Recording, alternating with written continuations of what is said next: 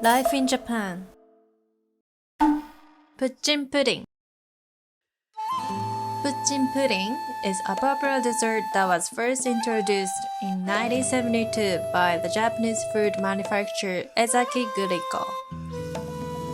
The best feature of this product is the bottom of the container, which allows the dessert to be easily placed on the plate by breaking the small stick on the bottom. The name comes from the sound of this action.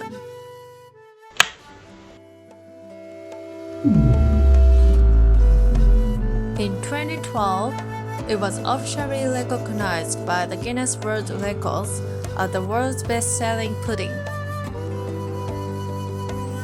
It is a familiar dessert in Japan. Why don't you try?